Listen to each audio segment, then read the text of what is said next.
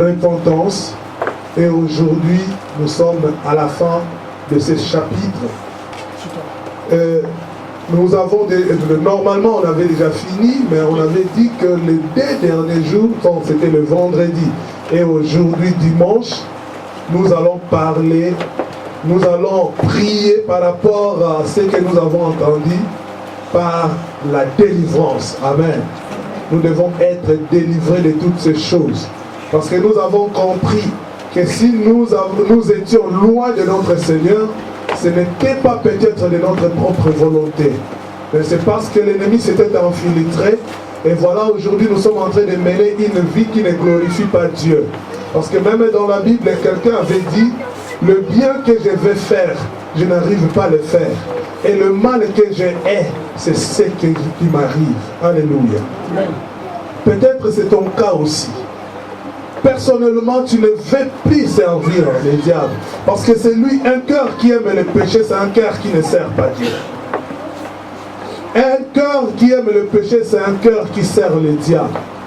Et beaucoup de gens n'aiment pas pratiquer le péché.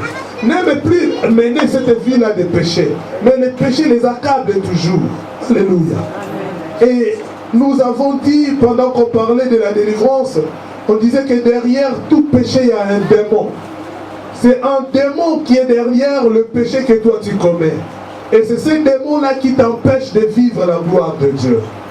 Et ce démon-là sortira que par la délivrance, par la puissance du nom de Jésus-Christ.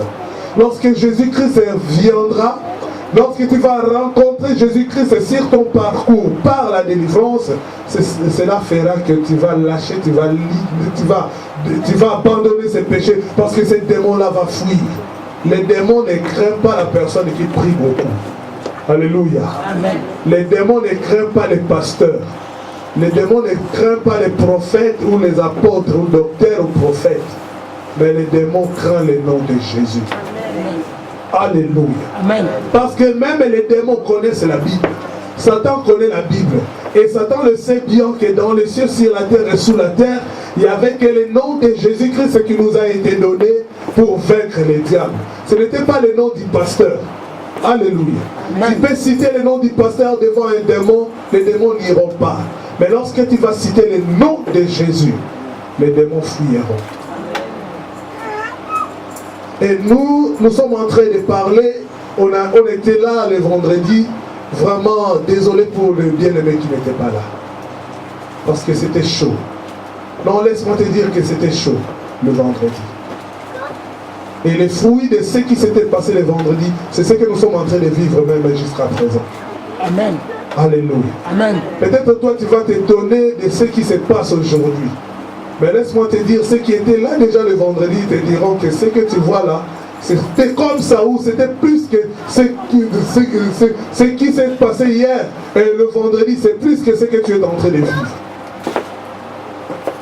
Mais tu n'as rien perdu. Alléluia. Amen. Parce que celui qui est amour, la Bible nous dit, il est le même hier, aujourd'hui et éternellement. Le vendredi, nous avons parlé de l'histoire d'Agar. Comment Agar s'est retrouvée dans le désert avec Ismaël. Nous avons essayé de parler de la souffrance d'Agar. Et nous avons compris, nous avons essayé d'expliquer aux gens. Le Saint-Esprit nous a amenés à comprendre qui était à la base de la souffrance d'Agar. Et quand on avait parlé, on a dit que Agar, si la souffrance lui était arrivée, c'est parce qu'elle avait accepté l'inacceptable. Elle a accepté les choses qu'elle ne pouvait pas accepter. Et nous avons dit qu'il y a des choses dans la vie qu'on ne peut pas accepter. Même si on te pointait l'arme, on te dit d'accepter. Si tu sais que ce n'est pas pour la gloire de Dieu, il ne faut pas accepter. C'est l'erreur qu'Agar avait fait. Agar était servante dans la maison d'Abraham et Sarah. Abraham, c'était un homme qui craignait Dieu. Sarah, sa femme, n'avait pas d'enfants, tout comme Abraham. Et pendant que je parle de ces choses, Laisse-moi te dire encore une fois, il ne faut pas s'hasarder à toucher les loin de Dieu. Alléluia. Amen. Tu peux faire quelque chose avec un serviteur de Dieu, avec un roi de Dieu. Dieu aura d'abord soin de son serviteur. Mais quel sera ton sort, toi qui n'es pas serviteur? Alléluia. Amen. Que Dieu pardonne tous ceux qui ont parlé mal de moi. Pendant que je suis en train de donner ces enseignements, ces derniers jours, les 2 derniers week-ends peut-être, ou 3 derniers week-ends, que Dieu le pardonne. J'ai entendu, les échos sont retournés. Je vais dire à quelqu'un bien-aimé, si tu as un problème, je le répète encore, si tu as un problème contre les pasteurs, va trouver les pasteurs. J'ai été toujours prêt à dialoguer avec tout le monde. Je ne prends part de personne. Même les gens qui travaillent avec moi, ils le savent. Je parle facilement avec tout le monde. Et je suis prêt à écouter tout le monde. Mais c'est un danger pour toi, si tu as un problème contre moi, d'aller parler à côté. Je l'ai toujours dit ici. Si tu as un problème contre le pasteur, trouve le pasteur. Je suis un humain. Je peux avoir des erreurs. Si tu ne me le dis pas, je vais continuer peut-être sur le même chemin. Mais si tu viens, tu me dis, pasteur, ce que tu avais fait, vraiment, ça m'avait fait mal. Regarde ce que tu avais dit, regarde ce que tu avais fait. Vraiment, pasteur, en tout cas, ça ne m'a pas plu. Je suis un homme, je suis humain. S'il s'agit de te demander pardon, je vais te demander pardon. D'ailleurs, la chose la plus facile que moi j'ai fait facilement, c'est de demander pardon aux gens que je fais du mal. Peut-être tu avais mal compris. Peut-être tu avais mal interprété ce que moi j'avais dit. Et tu pars à côté, tu vas dire là-bas, tu pars. Lorsque tu critiques quelqu'un, même pas seulement le pasteur, lorsque tu vas critiquer quelqu'un, et que j'ai critiqué Papa Hugues aujourd'hui, quand je vais critiquer Papa Hugues chez Maman Inès va dire à la sœur Giville va transmettre à la sœur Latondi, et ça va faire un tour.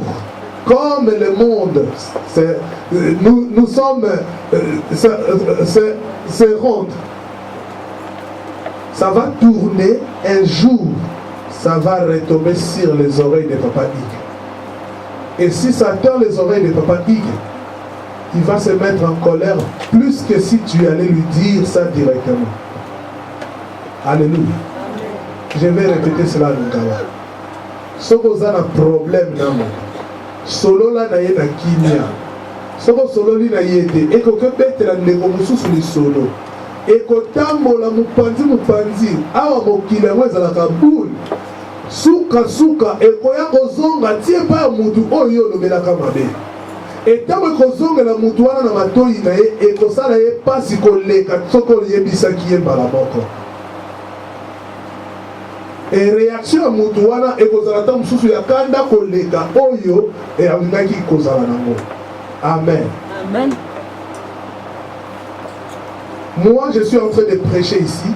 Je sais que quand on prêche sur la repentance, sur la sanctification, ça blesse. C'est normal. Je n'ai pas le choix. On ne peut pas caresser le péché. J'avais dit ici que si quelqu'un voit qu'il ne se sent pas à l'aise de la parole de Dieu, il ne veut pas changer sa vie, si je ne me trompe pas, j'avais dit ça. Si quelqu'un ne veut pas changer sa vie, ça ne vaut pas la peine de venir à l'église. Mais ici, on ne chasse personne.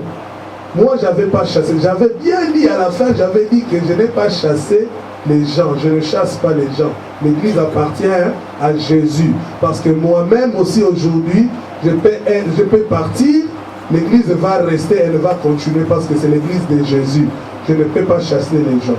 Mais les gens qui ont interprété sont allés dire à côté que le pasteur a commencé à chasser les gens dans l'église. Est-ce que moi j'ai chassé quelqu'un dans l'église? Je ne fais que dire la vérité. Si c'est toi qui l'avais fait, je te pardonne. Si la personne qui l'avait dit n'est pas là, je lui pardonne aussi. Je vous demande pardon. Je n'ai chassé personne. Je n'ai pas ce droit-là de chasser. Je chasse les démons. Si tu es un démon, là je te chasse au nom de Jésus. Amen. Mais si tu es enfant de Dieu, tu es le bienvenu. Jésus-Christ aime les pécheurs, mais il n'aime pas les péchés. Il n'aime pas les péchés. Pareil, moi aussi je dois aimer les pécheurs, mais je ne peux pas aimer les péchés. Amen. Je vous aime tous, mais je n'aime pas vos péchés. Pareil, je n'aime pas mes péchés à moi. Alléluia. Amen. On est frères et sœurs dans le Seigneur. S'il y a un problème, trouve ton frère. C'est ça l'amour. Il ne faut pas aller parler à côté. Peut-être la personne que tu vas aller informer, il n'était pas à l'église, il va te croire, même si le pasteur demandait pardon, il ne va plus croire. Oh non, il veut se justifier. Non, je ne me justifie pas. Je n'aime pas les péchés. Celui qui mène la vie des péchés, on doit lui prêcher que les péchés c'est mauvais. Tu changes ta vie, viens à Jésus. Jésus-Christ a besoin de toi. Moi aussi hier, j'étais pécheur. Les péchés que moi je faisais hier, peut-être c'est plus que toi, ce que toi tu fais. Mais c'est au travers de la parole de Dieu que je me suis repenti. Alors toi, pourquoi tu ne veux pas qu'on te prêche? On doit te prêcher pour que tu changes. Amen. Mon souci, avec l'amour que j'ai pour toi, c'est que le jour où Jésus-Christ reviendra, qu'ensemble nous soyons dans le royaume des cieux. Amen. C'est ça mon souci. Mon souci, ce n'est pas d'abord ta bénédiction. Non, ce n'est pas ça. Mon premier souci, c'est le royaume des cieux. Amen. Jésus-Christ a dit, cherchez premièrement le royaume des cieux et sa justice. Et toutes ces choses vous seront données par-dessus. Si c'est mon problème, il ne faut même pas passer d'abord par ma femme. Trouve-moi. C'est mon problème à moi. Informe-moi. Ceux qui ont passé, ils ont passé la voie de la kanda. Si vous avez passé à Sololaka, Moutunioso, à Sekakana Moutunioso, à Liakana Moutunioso, à Taoutosandoki, pasteur à Liakanayo. Hein? Pourquoi on va à Yoyabise Makao? Sololaka pasteur. Amen. Si vous avez un pasteur, n'habitez ceux qui ne se confient pas. Si vous ne se confiez pas, Moussousou, Oyo, Aromema, Banzela, Mabe, Baby Sina, Ondimanayo, vie chrétienne, Baby, alors qui m'a dit que l'église a donné ce cocanino. Les Angolou, vous avez un pasteur sur la vie. Amen. Amen. Nous avons un pasteur sur la vie. À quand vous dites que vous avez un couteau, il y a un yébissama. Adam teza solo yaka yebisanga. Soki esengi na changer na ko changer. Soki esengi te na changer na ko changer te. Neti oyebisanga ke ono pasteur Paul ni yote yakike kofanda na mwasi o bubala na yete eza ekobo eza mabe passer au rolo babongo to éviter ko sala ngina passe. Ah wana na ko changer te. Na yebiso ke ekobo notika na ekobo. Amen. Amen. Gloire soit rendue à Jésus. Acclamons le Seigneur. Merci. Nous sommes en train de continuer. Il me reste peu de temps parce que nous devons prier. Nous devons prier et je n'irai pas trop loin. Je vais parler juste d'un seul point. Amen. Parce que la fois dernière, nous avons parlé, nous avons dit que quand on parlait de... Quand on parlait de Agar, on avait dit que Agar était à la base de sa souffrance. Amen. Parce que Agar, c'est lui-même qui avait accepté l'inacceptable. Elle avait accepté ce que Dieu avait interdit. Elle a accepté parce que Sarah lui avait proposé d'aller s'accoupler avec Abraham pour avoir un enfant. Et ils ont vu aussi l'enfant. Mais dans la pensée de Dieu, Abraham devait avoir l'enfant qu'avec Sarah. Et Sarah avait douté de la parole de Dieu. De la même manière, Adam et Ève, dans le jardin d'Éden, ont douté à la parole de Dieu parce que le diable était venu, il les a dit, Dieu a réellement dit. Donc, le diable est venu démentir ce que la parole de Dieu avait dit. Pareil pour Sarah, le diable est entré en Sarah pour démentir ce que Dieu avait dit. Pour entrer en doute la parole de Dieu. Et à cause de ces doutes qui étaient entrés à Sarah, ça a amené Sarah à proposer à Abraham de s'accoupler avec Agar. Pareil, quand le diable était entré dans le jardin, les doutes qu'il avait introduits à Ève, ça a amené Ève à proposer à Adam de manger le fruit que Dieu avait interdit. Or, lorsque tu acceptes l'inacceptable, lorsque tu acceptes ce que Dieu a interdit, toi tu le fais lorsque tu vas le pratiquer, automatiquement tu t'éloignes de la gloire de Dieu. Automatiquement, c'est la malédiction que tu vas accueillir. Automatiquement, ta bénédiction ira loin. Alléluia. Amen. Et pour Sarah, c'était pareil. Elle a proposé à Agar de s'accoupler avec Abraham. Et pendant qu'Abraham avait accepté, l'enfant est quand même né, celui que nous appelons Ismaël. Or, l'enfant que Dieu attendait, c'était Isaac, qui devrait venir par Sarah et Abraham. Mais Abraham a accepté le chemin ou la proposition de sa femme. Et ils ont reçu Ismaël comme enfant. Or, Ismaël, depuis qu'il est né, jusqu'à aujourd'hui, on parle toujours de lui. Parce que Ismaël crée toujours des troubles. Il crée toujours des troubles. Ismaël est allé encore en Belgique, dans le musée des Juifs. Il est allé tuer encore. C'est la descendance d'Ismaël qui fait tout ça. Ils sont là juste pour combattre la descendance d'Isaac. Alléluia. Attention, il ne faut pas accepter l'inacceptable. Et toutes ces choses a donné naissance à Ismaël et Ismaël Agar. Lorsque Sarah a trouvé maintenant que l'enfant de la promesse que Dieu avait promis est venu, qui était Isaac, Sarah a chassé Agar avec son fils Ismaël de la maison. Il a dit à Abraham, je ne veux plus que cette servante-là, avec son fils, habite encore dans cette maison.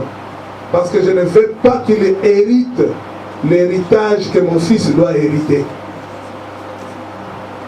Et pendant que Abraham voulait résister, la Bible nous dit, Dieu lui-même a parlé à Abraham pour lui dire que obéis à ce que ta femme Sarah te dit. Obéis. Parce que moi, l'enfant que je t'avais promis, c'était Isaac. Isaac est déjà venu. Mais de toute façon, tellement que Ismaël aussi est né de toi, je ferai aussi une nation avec Ismaël. Mais ordonne quand même que cette femme-là puisse partir. Et nous avons dit qu'Abraham avait donné le pain et un outre à Agar. Et il a chassé Agar avec Ismaël, son propre sang. Et depuis que Agar était sortie de la maison d'Abraham, il n'y avait que la souffrance. Dans la maison d'Abraham, Agar avait une meilleure vie. Dans la maison d'Abraham, Agar ne manquait de rien. Bien qu'elle était servante, mais elle ne manquait de rien. Elle mangeait très bien, elle s'habillait très bien comme un serviteur, comme une servante. Elle vivait, elle menait une bonne vie dans la maison d'Abraham. Mais parce qu'elle avait accepté l'inacceptable, parce qu'elle avait accepté ce que Dieu ne lui avait pas permis, par là le malheur avait commencé. Et ce malheur qui avait commencé a entraîné la souffrance a fait que Sarah soit chassée de la maison d'Abraham. En sortant de la maison d'Abraham, le jour même qu'elle était sortie, c'est le jour même que la souffrance avait commencé. Le chemin qu'elle avait pris, c'était le chemin qui a mené vers le désert. Dans le désert, personne ne peut vivre. Dans le désert, il y a toutes sortes de souffrances. Dans le désert, il y a toujours des larmes et des grincements de dents. Des pleurs et des grincements de dents. Et c'est la vie que Sarah à Agar avait menée dans le désert. L'outre qu'on lui avait donné, un bidon d'eau qu'on lui avait donné, arrivé dans le désert, l'eau était finie et le pain aussi était fini. L'eau s'était épuisée. Or, nous le savons très bien, dans le désert, il n'y a pas l'eau. Et Agar s'est retrouvée avec son fils dans le désert, il n'y avait plus d'eau. Et nous avons démontré comment Agar avait souffert avec son fils. Jusqu'à tel point que l'enfant avait déjà pris le chemin de la mort. L'enfant voulait mourir. Pendant que l'enfant voulait mourir, Agar s'est éloigné de son fils. Il est allé un peu plus loin. Il est regardé de loin. Elle s'est dit, je ne saurais pas voir comment mon fils va mourir. Mieux vaut se mettre un peu plus loin. Elle est regardée de loin comment l'enfant va mourir.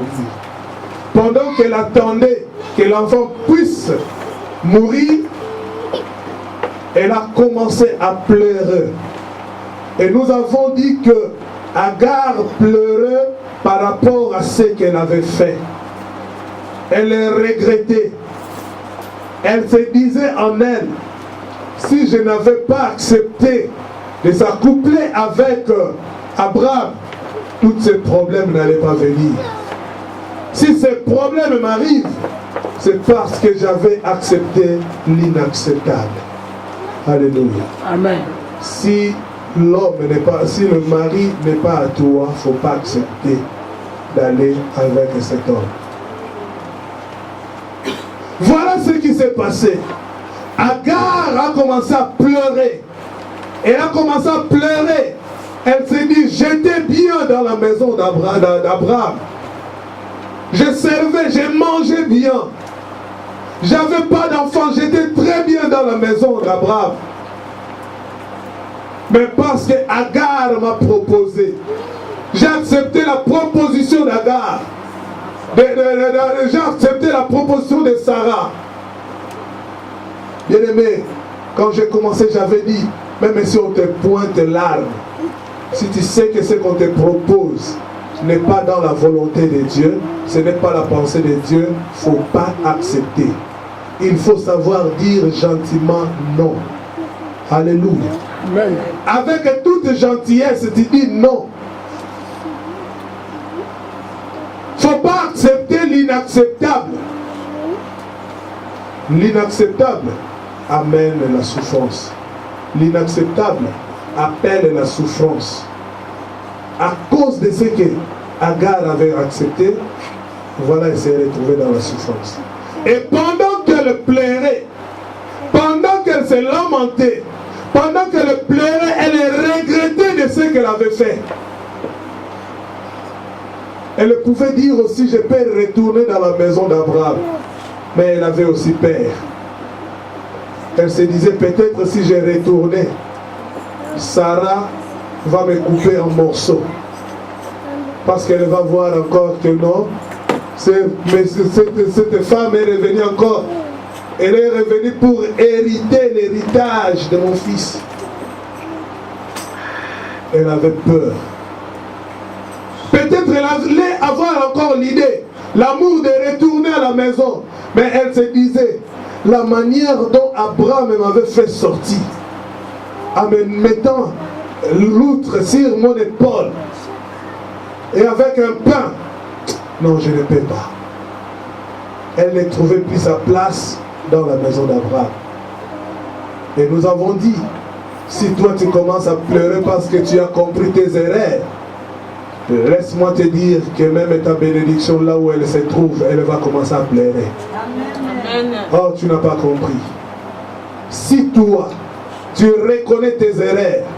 Si toi et moi, nous reconnaîtrons nos erreurs, lorsque nous allons reconnaître nos erreurs, notre bénédiction que le diable avait volée, notre bénédiction qui commençait déjà à disparaître, là où elle se trouve aussi, elle va commencer à pleurer.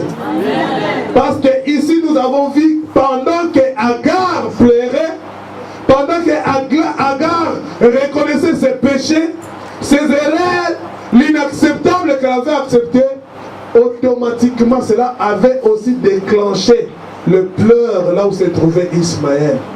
Ismaël aussi pleurait. Alléluia. Amen. Et Dieu avait entendu aussi les cris que Ismaël poussait. Les cris que Ismaël poussait, c'était les derniers cris de sa vie.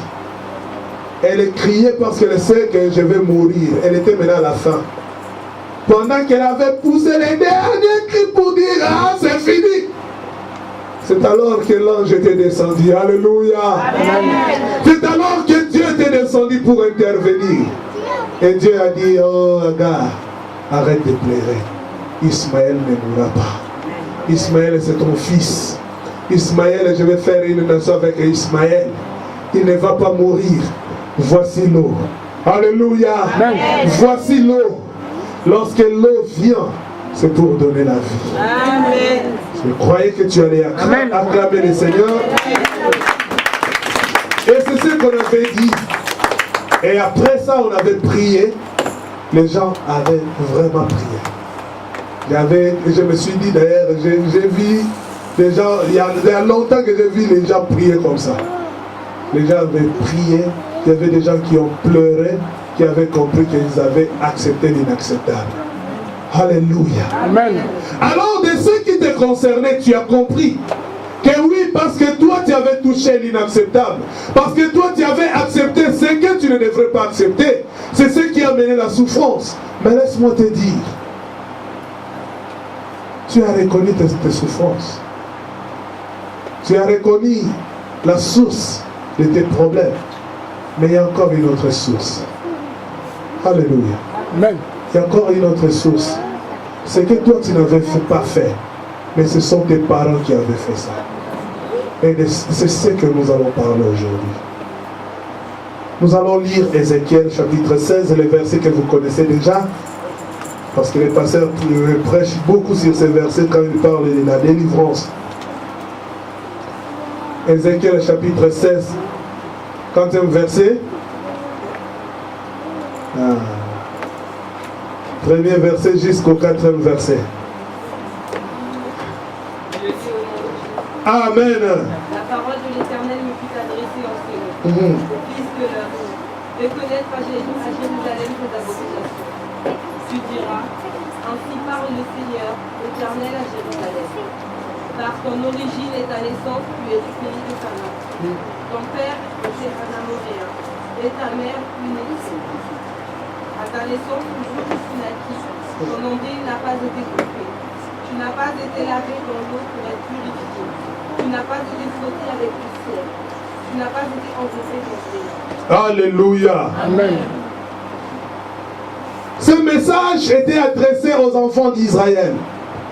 Nous reconnaissons que Israël était un peuple de Dieu. Israël qui était un peuple de Dieu, ils étaient dans la joie, ils faisaient tout parce qu'ils étaient enfants de Dieu. Ils savaient que nous sommes un peuple de Dieu. Nous sommes le peuple pour qui Dieu regarde, bénit d'ailleurs le monde entier par nous.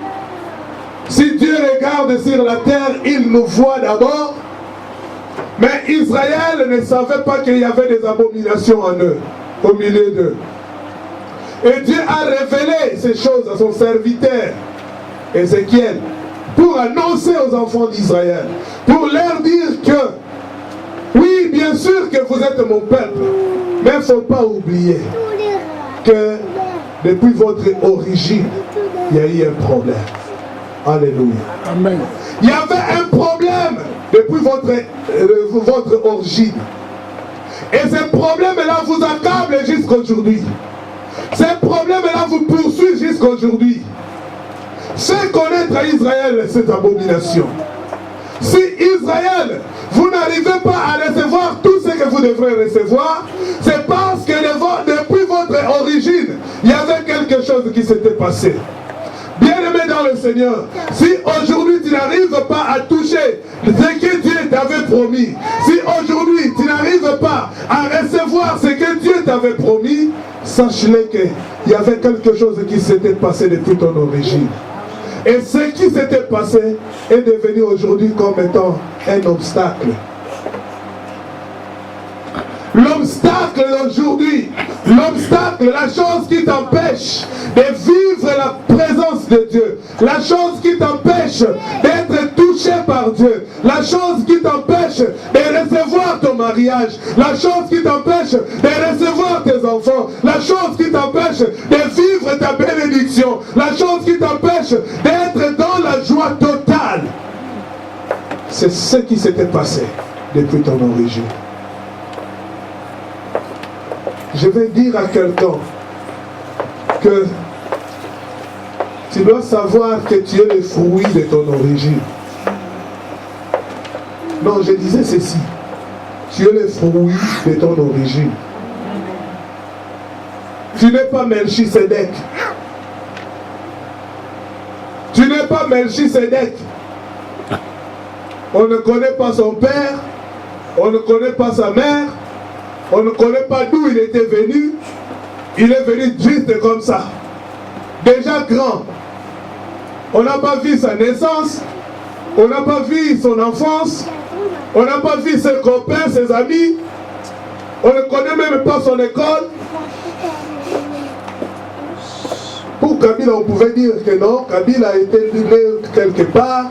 Et il a ses parents. Pour François Hollande, on dira qu'il était né quelque part. Sarkozy est venu de tel pays. Alléluia. Amen. Pour toi aussi c'est pareil. Mais pour Melchisedec, on ne connaît rien de cet homme. Mais pour toi et moi, nous avons un père, nous avons une mère. Nous avons des grands-mères et des grands-pères. Si on vérifie, peut-être ta grande-mère vit encore comme maman Sarah, maman l'attendue vient de donner son témoignage. Je vais encore 10 ans de plus. Peut-être Dieu va donner encore plus que 10 ans. Alléluia. Donc on a quand même une référence. Si on veut chercher, Yalala est sorti d'où? On verra sa maman, elle est là. Son père vit encore. Sa grande-mère est là. Alléluia. Amen. Et ces gens-là qui ont vécu avant toi, avant ta naissance, ils ont fait aussi des choses. La Bible nous dit, la malédiction va jusqu'à la 4e génération. Avant toi, les 4 premières générations qui ont vécu avant ta naissance, qu'est-ce qu'ils avaient fait? Est-ce qu'ils craignaient Dieu? Est-ce qu'ils ont servi Dieu? Est-ce qu'ils avaient mené une vie de sanctification? Est-ce qu'ils craignaient Dieu pour qu'aujourd'hui, toi, ta vie soit bonne? Alléluia. J'aime un verset dans le livre des psaumes. Psaume 112, si je ne me trompe pas.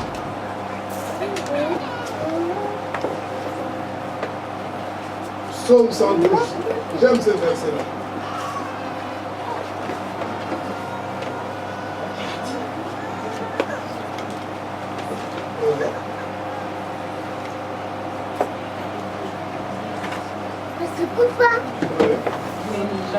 Amen. Heureux l'homme qui craint l'Éternel, qui trouve un grand plaisir à ses commandements. Sa postérité sera puissante sur la terre.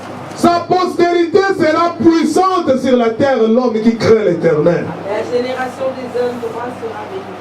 La génération des hommes droits sera bénie. Et la génération des hommes méchants sera comment? Non, tu n'as pas répondu. La génération de l'homme droit, des hommes droits sera bénie. Et la génération des hommes méchants sera maudit. C'est clair, bien que la Bible ne l'a pas dit. Mais Dieu a donné seulement la partie positive. Et l'homme qui craint l'Éternel, parce que sa descendance sera bénie. Si l'homme ne craint pas l'Éternel, sa descendance sera comment? Nous sommes les fruits de nos parents. Nous sommes les fruits de nos ancêtres. Et nos parents, qu'est-ce qu'ils ont fait?